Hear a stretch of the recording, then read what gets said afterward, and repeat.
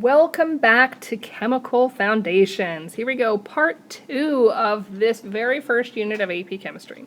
So right now we're going to talk about measurement, including precision and accuracy, and significant figures, including how to use significant figures in reading instruments and in calculations. Let's get started. So measurement with precision and accuracy. Measurement is just a quantitative observation that always consists of a number and a unit. The unit is really important and the thing that a lot of times people forget. So it could be your mother wants you to go to the store to get something and she says, "Hey, would you mind going to the store and picking up 3? I really need them by this afternoon." Well, 3 is 3 what? Does she need you to pick up 3 watermelons? Does she need you to pick up 3 boxes of macaroni and cheese? I mean, she would never just say 3. What she meant to say was, "Hey, would you go to the store and pick up 3 flowers for your 3 favorite teachers?" So, first of all, let's talk about how to measure with precision. Precision is the reproducibility.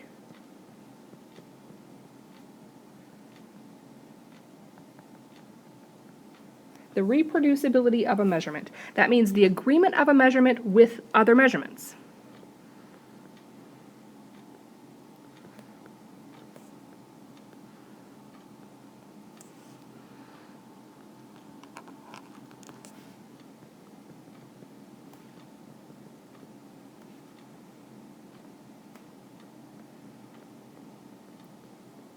Are you able to do the same thing every time? Then we've got accuracy. Accuracy is the correctness. That's the agreement of the measurement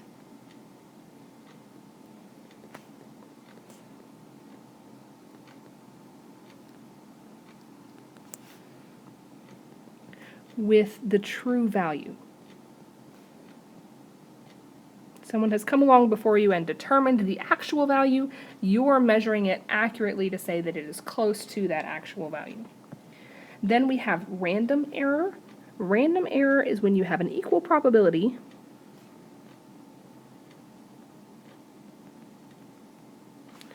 of a measurement being high or low.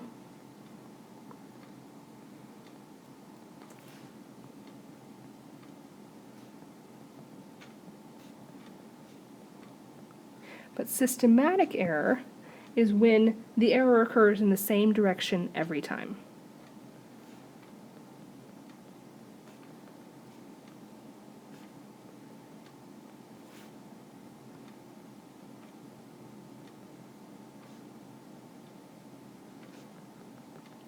Now, the AP Chemistry test is not going to ask you if something is a random error or a systematic error, but that is something that you need to recognize yourself for the labs that you do, so you know whether or not you need to repeat a trial over again, how many times you need to repeat it, depending on what your measurements are giving you.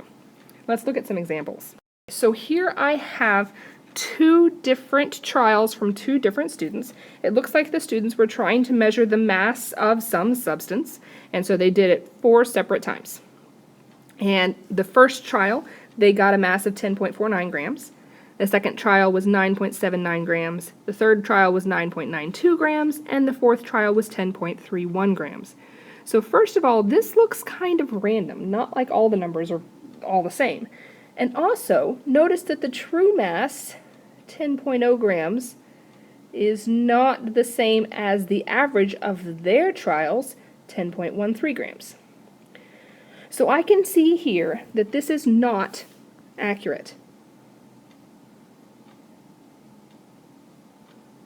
because their mass, their average was not the same as the true mass. I can also see that it is not precise, because their numbers were all over the place. They weren't all the same every time, which means that this is an example of a random error. So let's look at this second student. The second student, their values were 9.78 grams, 9.82 grams, 9.75 grams, and 9.80 grams, which gives their average 9.79. That looks like it's pretty precise. All of their values are all around the same thing. But again, not accurate, because the actual mass, 10.0, is not the same as their average of 9.79. This is an easier problem to fix. You can tell that all of your data every single time was coming out low, so maybe there's something wrong with your measurement instrument. So this is a systematic error. Again, the AP test is not going to ask you to label a random error versus a systematic error, but this is more useful when you're actually doing a lab, so you can actually see what's wrong with your data. So let's look at a third student. The third student had values of 10.03 grams, 9.99 grams, 10.03 grams, and 9.98 grams, which gives them an average of 10.01, and the true mass is 10.00. Notice how that's really, really close together. So this is accurate and precise. And this is ideally where you would like to be in a lab. Okay, the next thing we're going to look at is significant figures. Significant figures are the digits used in determining the precision of a measurement, not the magnitude of the measurement. So not whether the number is 100 or 1,000 or 1,000,000, but whether that number 100 is exactly 100 or is it really 101.29.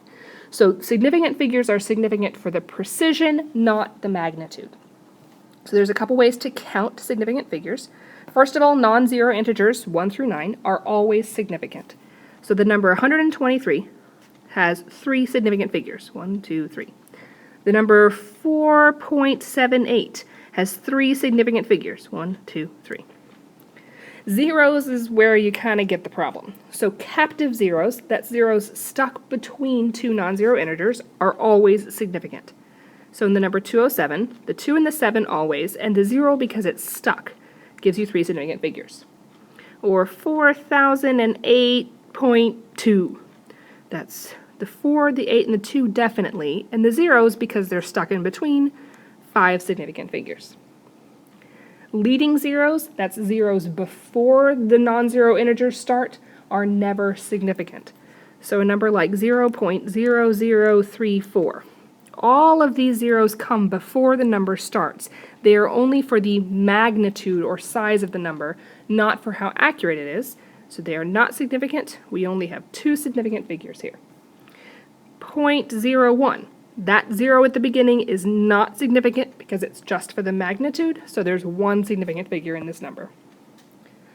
And then finally we have trailing zeros. Those are the zeros that come after the non-zero integers. These are only significant if the number contains a decimal point.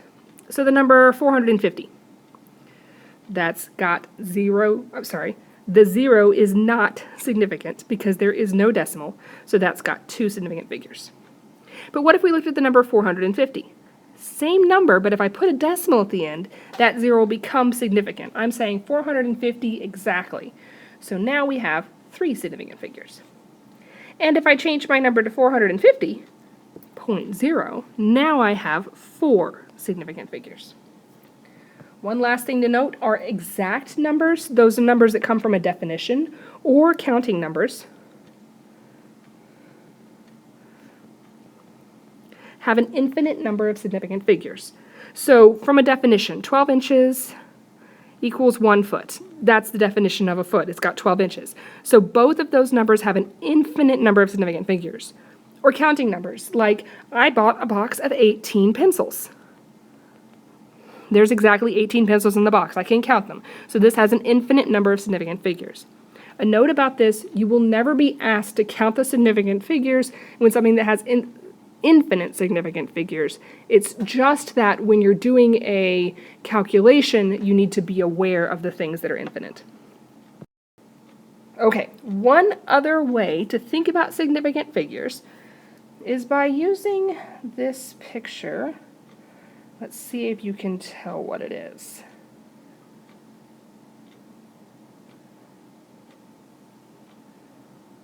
Do you see it? It's a shoe. Oh wait, no, it's not a shoe. It's America. And hey, there we are, right there in Houston.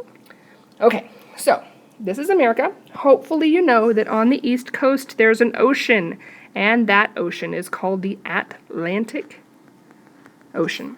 And so for our purposes, Atlantic is going to stand for absent decimal. And then hopefully you know that on the West Coast, there's an ocean called the Pacific Ocean.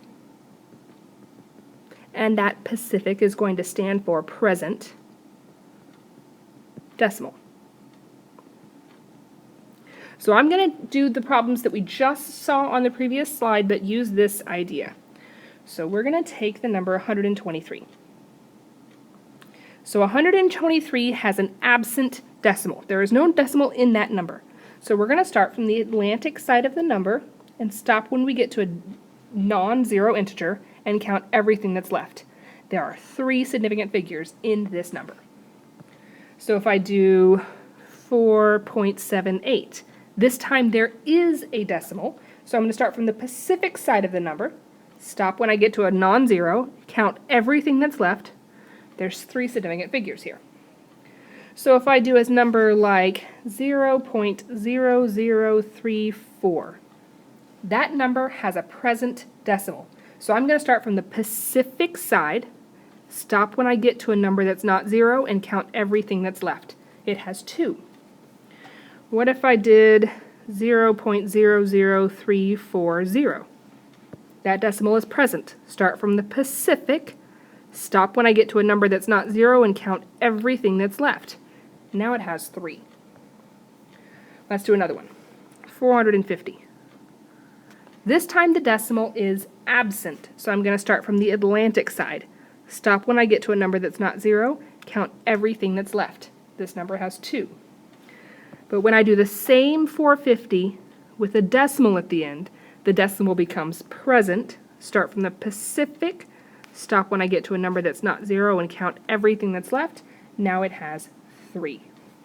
And the last one, if I did 450.0, the decimal is present. Start from the Pacific, count everything that's left. I have 4. So this is just another way of counting significant figures. Let's try some practice. Look at these problems and on your own try to figure out how many significant figures there are in each of the following measurements. So I want you to actually pause the video and attempt these by yourself on your notes packet. Pause the video now.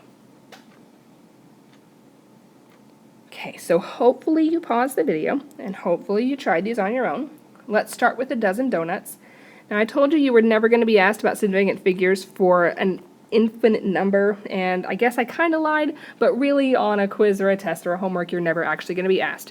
A dozen donuts is a counting number. It just has infinite significant figures.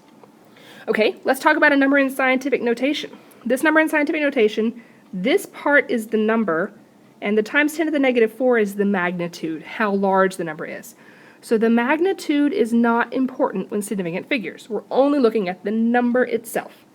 So the number itself has a present decimal. Start from the Pacific, count everything that's left, 3 significant figures. Okay, what about 100? That number has no decimal, so we're going to start from the Atlantic for absent, count everything that's left, it has 1. Compare that to the 100 on the other side. This one does have a decimal, so we're starting on the Pacific side and counting everything, that's 5. So let's talk about those 200s. Let's say you go to the store and you buy a radio, and the radio cost you $98.97. One of your friends says, "How much money was that radio?" And you say, "Oh, it was $98.97. What a deal." And your friend's going to look at you like you're a little bit strange. More likely you would say, that radio is about $100. And when you say about $100, you don't feel like you're lying because it's really close to $100. You're just kind of rounding. And that's what this 100 here means. But the 100 on the other side means you paid exactly $100.00. You went to the store, you bought a radio for $100.00. When your friend says, "How much was that radio?" you're probably going to say, "It was $100.00. That was like the coolest thing ever. How is it possible that the number would come out to be exactly $100.00? Which means you're telling them with a very high degree of precision how much money that radio cost you. Again, you're not lying, you're saying exactly what it is. Okay, let's look at those last 2 numbers. 0.0032, a present decimal. I've got 2 significant figures. And 4.020, a present decimal. Everything that's left gives me 4 significant figures. Okay, so let's talk about looking at significant figures in reading instruments, which is what you're actually going to be doing in a lab. You have some piece of paper and you're trying to figure out the length of it, or you've poured some liquid in a cylinder and you need to know the volume of liquid. So what's important here is to look at one place past what you can see. One place past what you can see. So let's zoom in on this ruler here so we can see it a little bit closer. Whoa, that's really kind of big. So when we're looking at the top ruler, it looks like my line, well, it's definitely between 72 and 73. So 72 point something, 0.8, maybe. Maybe you could even say 72.9. Maybe you could say 72.7. All three of those numbers are totally valid and completely correct. People who look at that might come up with any number between 72.7 and 72.9, and all of those numbers are totally valid. That tells us that this reading instrument, I could tell for sure 72, and I'm guessing 0.8, 0.9, or 0.7. But when I look at the bottom ruler, ooh, I can tell it's 0.8 something. 72.8 something. 0.84? Maybe that's 72.87. 0.85? I don't know. Really, anything in between these numbers is totally valid and completely correct. From the bottom ruler, I can tell the 72.8 for sure. And the last digit, the 0.4, 0.04, the 0.07, that's what you're guessing. You have to guess at least one digit.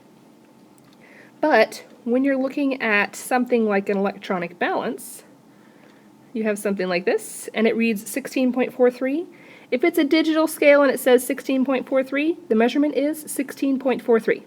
That's it. You don't guess, you don't pull it off. It's not 16.4 or 16.437. It's just 16.43. Whatever a digital scale or a digital thermometer tells you is what you write down exactly. Let's try some practice. These three things, I want you to record the correct measurement for each of them. So how many milliliters in the cylinder, what's the temperature and the thermometer, and what's the volume of the beaker. Do that on your own, on your paper right now. Pause the video. Okay, so hopefully you pause the video. Let's see if we can zoom in on this first guy so we can see what the volume is in this cylinder. So it looks like we're right here. What is that, 56? It looks like it's exactly on 56, but I have to guess something. So I'm going to guess 56.0. Maybe you're going to guess 55.9 or 56.1. Any of those numbers are totally valid and completely correct. I am guessing this last place because I can tell for sure the first places. Okay, let's look at the thermometer. With this thermometer, I can see that that number, if this is 10, 12, 14, 16, 18, 20, so it's between 16 and 18, maybe not quite to 17. It doesn't look like it's exactly halfway, 16.8. Or maybe you're saying it does look like it's exactly halfway. Maybe you're saying 17.0. Or maybe you're saying it looks like it's a little more than halfway, 17.2. Any of those numbers are totally valid. We know for sure the beginning numbers. We're guessing that place past the decimal. Okay, let's look over here at this beaker. Now this is a beaker. You should never really use a beaker for measuring instruments anyway. They're really not accurate. But let's say you were going to try it. So I can tell that this number here, if we have 40, 50, 60, it's somewhere between 40 and 50. 44? Maybe 43. Could even be 45. Any of those numbers are totally and completely valid. The first number, the 40, I can tell for sure. The second number, the 4, the 3, the 5, that's what I'm guessing. And everybody will be guessing something just slightly different, and it will not be wrong. Okay, next thing, significant figures in calculations. When you're doing calculations, how do you count significant figures? So you've probably already heard about multiplication and division. You're going to round to the least number of total significant figures. So this number, 4.56, has 3. 1.4 has 2. 2 is smaller than 3, so I'm going to round my final answer to 2 significant figures, which means the 8 will cut off and round the 3 up to give me 6.4. Or 2.0035 has 5 significant figures. 3.20 has 3 significant figures. 3 is smaller than 5, so my final answer is going to be rounded to 3. 0 rounds down, so 0.626. Now, what you may not have heard of is significant figures with addition and subtraction. And in this case, you're going to round your answer to the least number of decimal places, which kind of feels weird sometimes. So let's look at this. 2.345 has 3 decimal places. 0.07 has 2 decimal places, and 2.9975 has 4 decimal places. 3, 2, 4. The least number of decimal places is 2, so my final answer is going to be 2 decimal places. 2 places past the decimal. The 2 and the 5 round down, so 5.41. Notice that this is weird, because if you were looking at total significant figures, this number 0.07 has 1 total, and this final answer has 3 total. But when you're addition and subtraction, you're not looking at total, you're looking at places past the decimal. So we're not looking at that, it's not important, we're looking at places past the decimal. So the next one we have, 305.9, has 1 place past the decimal. 0.221 has 3 places past the decimal. 1 is smaller than 3. So my final answer, 305.6, the 7-9 cuts off and rounds up, so 305.7. Again, notice that this number has 3 total significant figures. 305.9 has 4 total significant figures. So you might, if you were using the multiplication rules, assume that your final answer needed 3 total significant figures, but notice that it has 4. You're not looking at total significant figures when you're doing addition and subtraction. You're only looking at places past the decimal. And then one more note I want to make sure to say, when you're doing a calculation, keep all digits throughout it, only round at the end at the very final answer. Let's try some practice. Try these on your own first. See if you can get your answer and round it to the correct number of significant figures. Pause now. Hopefully you paused. Okay, let's look at the order of operations. Let's do the parentheses first. 5.489 minus 5.01 gives me the number 0.479. Now, I'm going to keep that entire 0.479 because I want to keep all of my numbers and only round at the end. But I am going to underline 2 places past the decimal because that's my smallest number of decimal places to remind myself where I should have rounded.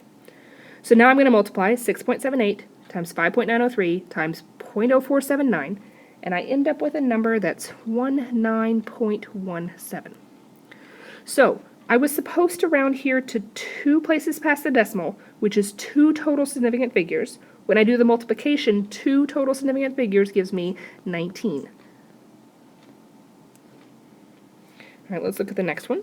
We're going to do the parentheses first. 1.002 minus 0.999 gives me 0.003.